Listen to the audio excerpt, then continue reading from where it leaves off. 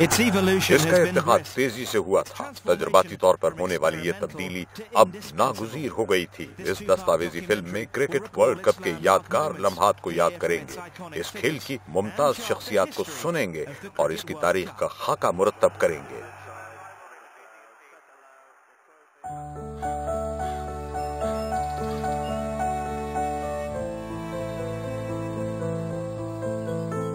ये मंजर माजी में काफी मुख्तलिफ था। अपनी मखसूस रिवायात के हामिल क्रिकेट के खेल का मुस्तकबिल रोशन था और नजर आने वाला मुस्तकबिल था 5 रोजा टेस्ट मैच। इंग्लैंड ने 1975 में एक राइज सोच को चैलेंज किया। एक खिलाफ मामूल गर्म बरतानवी मौसम गर्मा के दौरान इस खेल की जहतें हमेशा के लिए तब्दील हो गई।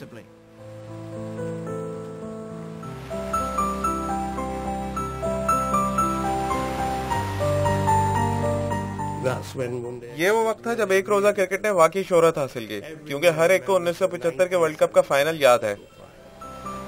अब तक इस फॉर्मूले को इस खेल के लिए एक खतरे के तौर पर देखा जा रहा था, जैसा कि उन्हें पता था। एक मेला जिससे क्रिकेट के फलसफे और अक़दार पर समझौता होना था। 60 ओवर्स के मुकाबलों को एक सहाफी ने इस तरह बयान किया था कि बाजू या हाथ घुमाकर बॉलिंग करने का कानून बनने के बाद ये सबसे ज्यादा जुर्रतमंदाना जिद्दत है, लेकिन अभी इसे कामयाबी की बड़ी कहानी बनना था।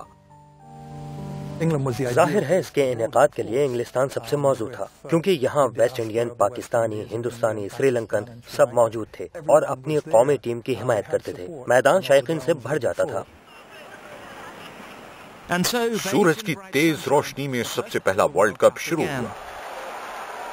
इंग्लैंड के डेनिस एमिस पहले खिलाड़ी थे जिनका स्कोर 3 हिस्सों तक पहुंचा। हम जानते थे कि मुस्तकबिल में एक रोज क्रिकेट ही खेली जाएगी, बस इसकी बारीकियों को समझने की जरूरत थी। मेरा ख्याल है कि वर्ल्ड कप इस खेल के लिए अच्छा साबित हुआ है। वर्ल्ड कप के पहले मैच में खेलने वाले हिंदुस्तान के मदन लाल उस पुरजोश एहसास और आसाबी दबाव को याद करते हैं।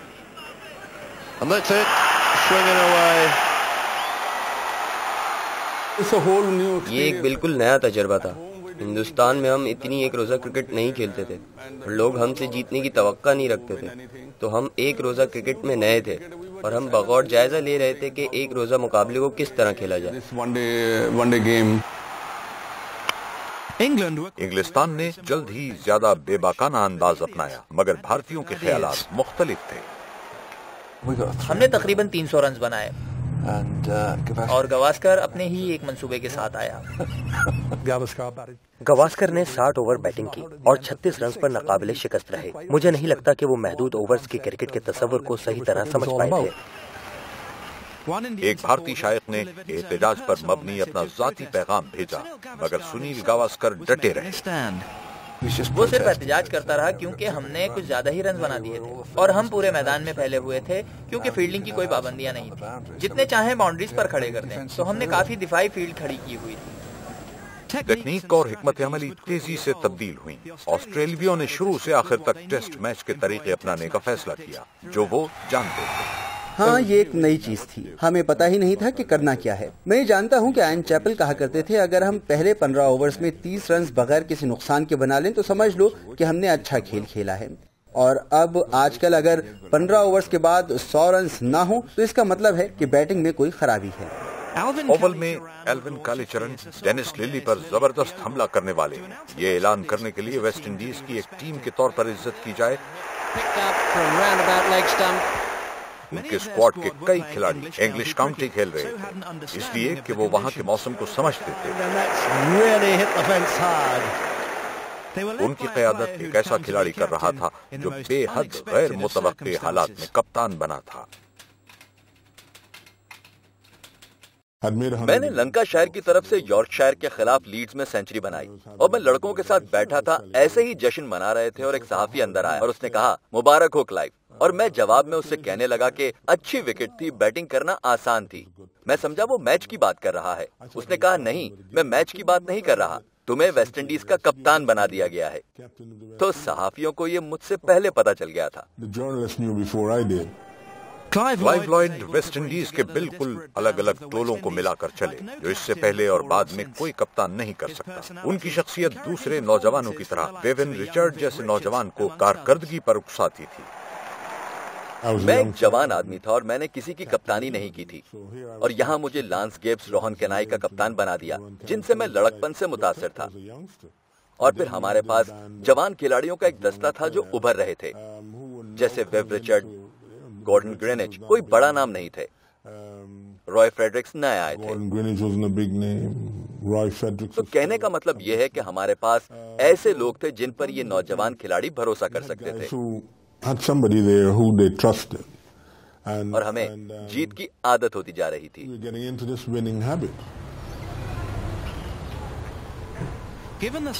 इस खेल के लिए पाए जाने वाले शौक और हिमायत की बदौलत पहले वर्ल्ड कप के लिए इंग्लैंड एक मौजू तरीन मेजबान बना।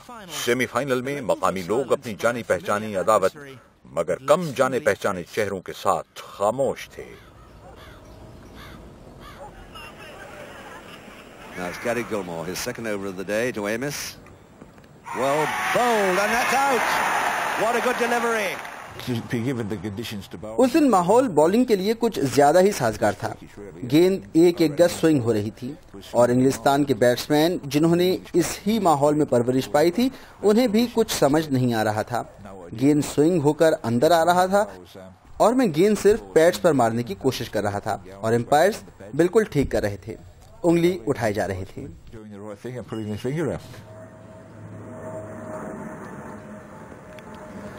And that's a brilliant catch, a beautiful catch by Marsh, taking it almost out of Ian Chappell's hands. गेंद अजीब तमाशे कर रही थी और सोच रहे थे कि ऐ खुदा, ये बैटिंग किस कदर मुश्किल काम है। हम एक इज्जतदार और मजमूई स्कोर कैसे बनाएंगे यहाँ। बस एक अबर आलूद और कहर आलूद दिन था। गेंद चारों तरफ जा रही थी। गिलमर एक गैर मुतवक्के हीरो था जिसने इंग्लैंड को 93 पर आउट कर दिया। मैंने Dennis Amiss, Barry Wood, Mark Dennis और एक फ्रैंक हैसी नामी लड़का था, इन सब को आउट किया और इन सब को तजुर्बा होना चाहिए था कि ऐसी सुबह क्या होता है, लेकिन वो सब इम्तिहान में नाकाम हो गए। इस टूर्नामेंट ने टेस्ट खेलने वाली 6 मुस्तहकम कौमों के साथ श्रीलंका और मशरकी अफ्रीका को इकट्ठा कर दिया। सारी टीमों ने एक ही होटल में कयाम किया और वहां सिर्फ 15 मैच होने थे। दूसरे सेमीफाइनल में वेस्ट इंडीज की बेरहमी उरूज पर थी। उसने न्यूजीलैंड को नए मिले नज़्मो ज़ब्त और महारत के शानदार मुजाहिरे से तबाह कर दिया।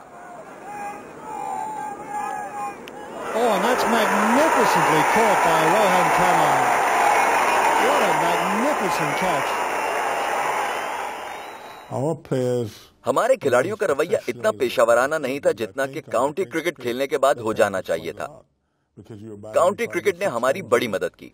हम वहाँ हफ्ते में 6 दिन खेलते थे। पुराने वक्तों में वेस्ट इंडीज में खिलाड़ी पूरे सीजन में 6 मरतबा खेलते थे, तो उनका पेशावराना रवैया थोड़ा मुख्तलिफ था।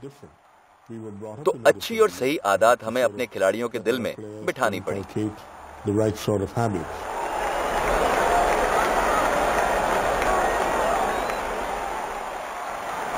A great streak. We had come from 2 years ago. 2 साल पहले तक हम बिल्कुल निचली सीढ़ी पर थे और यहाँ हम सबसे पहले वर्ल्ड कप के फाइनल में थे और हम दुनिया की सबसे अच्छी टीम को हराने वाले थे। To beat the best team in the world. इसके बाद मौजूद तमाशाइयों ने लॉर्ड्स के मशहूर मैदान को वकार अता करने वाला एक बेहतरीन मैच देखा।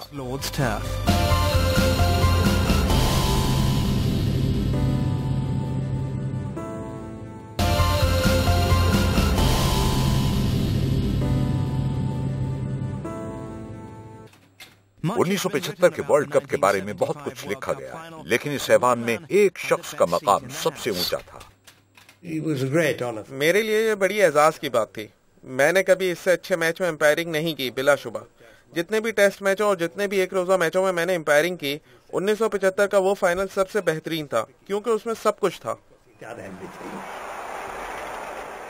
फेवरेट वेस्ट इंडीज को शोरगुल से भरपूर रंगारंग हिमायत हासिल थी, जिससे लॉर्ड्स पर बारबाडोस ब्रिज टाउन का गुमान हो रहा था। मुकाबला शुरू होने से पहले ही गैर यकीनी का शिकार ऑस्ट्रेलियंस ने जल्द इब्तदाई 3 विकेटें लेकर मुकाबला गरमा दिया।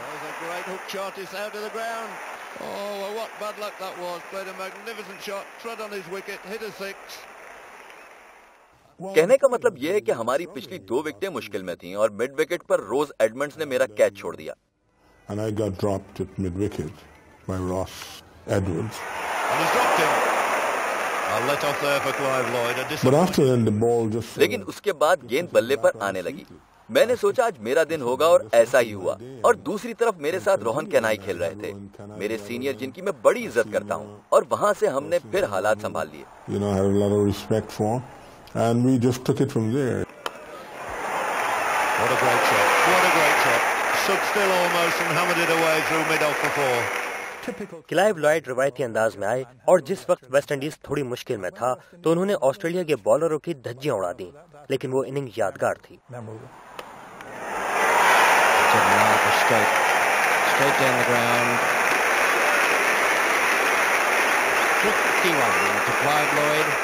मेरा ख्याल है हम अच्छा कर रहे हो या नहीं, मेरे चेहरे के तासुरात नहीं बदलते थे, तो आपको पता ही नहीं चलता था कि हम परेशान हैं या नहीं। मैं कोशिश करता हूँ चीजें मुझे परेशान न करें या मुखालफिन को ये पता न चले कि मैं मुश्किल में हूँ, तो शायद मैं एक बड़ा अच्छा पोकर का खिलाड़ी बन सकता था।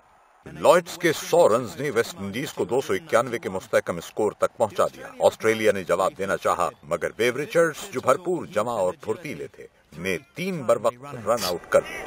Oh, and this must be a run out here. He must be out. Richards again. Tragedy for Australia. Australia की आखिरी विकेट की जोड़ी लिली और थॉमसन ने खेल में दिलचस्पी बरकरार रखी और वो वर्ल्ड कप के लम्हात पुरलुत्फ बनाने का सबब बन गए। Now, the crowd didn't hear no ball. अब शायकीन ने नो बॉल की आवाज नहीं सुनी और लिली और थॉमसन हजारों शायकीन के दरमियान भाग रहे थे। भागते रहो टॉमो, भागते रहो। कितने रन बना लिए हमने डेनिस? मेरा ख्याल है 14 बना लिए। कई साल बाद मैं लंदन में सफर कर रहा था। लंदन की एक बस पर और एक बड़ा सा वेस्ट इंडियन कंडक्टर किराया करता हुआ आया। मैंने इसकी तरफ देखा और वो एक सफेद टोपी पहना हुआ था और मुझे लगा कि ये तो मेरी है। मैंने इससे पूछा कि जनाब आपको ये सफेद टोपी कहाँ से मिली? उसने कहा आपने डिकी बर्ड साहब के बारे में नहीं सुना, ये उनकी टोपी है। मैंने 1975 के फाइनल में उनके सर से उड़ा ली थी और मुझे इस सफेद टोपी पर नाज है।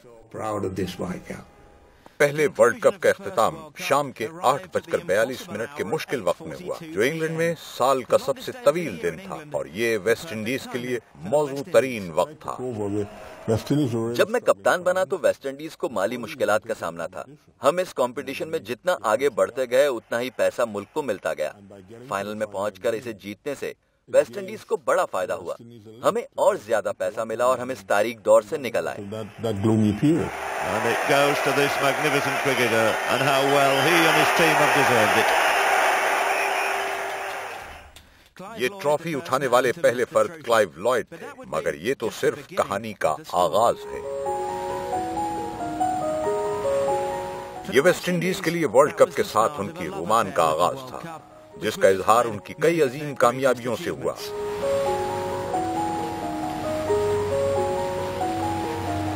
1979 आया तो वो इसी तरह मजबूत और मुस्तहकम था।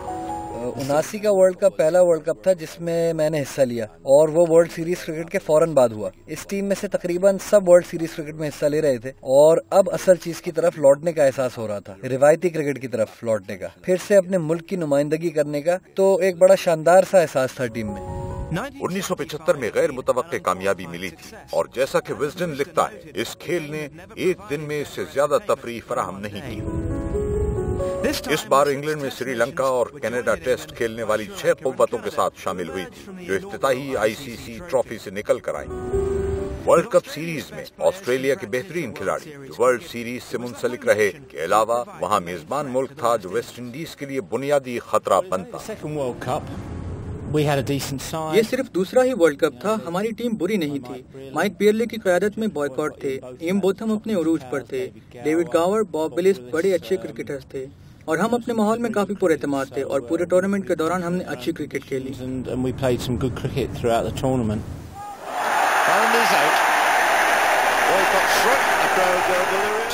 जॉफरी बायकॉट के गैर मुस्तनद बाजू की करामत से मिलने वाली 2 विकेटों ने कमजोर ऑस्ट्रेलिया के मुकाबले में इंग्लैंड को जीत के रास्ते पर डाल दिया।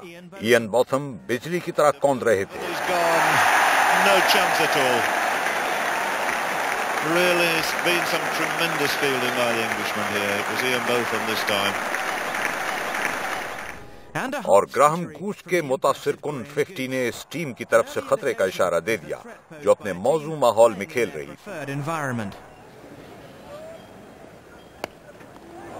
And the shot repeated this time, a little straighter, and it's beaten them up again. So 2 glorious shots there from the bat of Graham Gooch. Brings up the 100 for England and sets them well on the way to victory. And the 100 comes up at the end of 36 overs.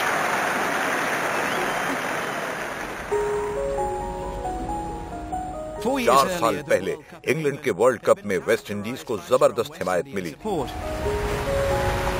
दूसरी टीमों के लिए खौफ की अलामत Clive Lloyd की team मजीद गलबा हासिल करना चाहती थी। बहुत सौ के लिए इस खेल में वो हनूज बेहतरीन वनडे टीम थी।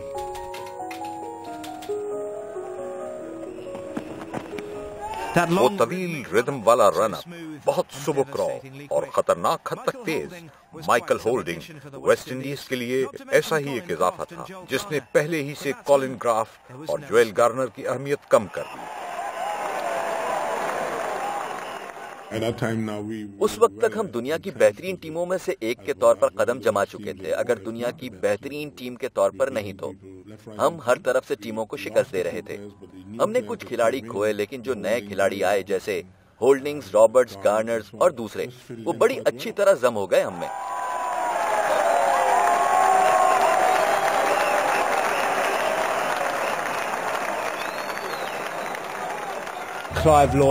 क्लाइव लॉयड के पास बैटिंग और बॉलिंग दोनों में बेहतरीन अफराद मौजूद थे और वो इन्हें एक उम्दा, फुर्तीले और गैर मामूली क्रिकेट यूनिट में ढालने में कामयाब हो गए।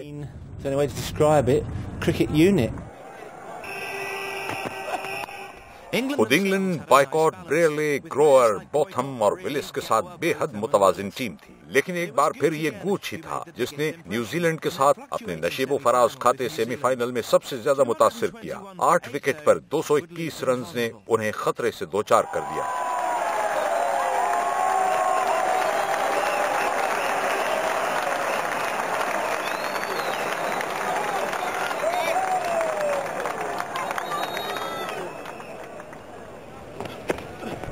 माइक हेनड्रिक जो टूर्नामेंट के सबसे ज्यादा विकेटें लेने वाले खिलाड़ी बने की 3 अहम कामयाबियों ने मेजबान इंग्लैंड को 9 रन से कामयाब करा दिया।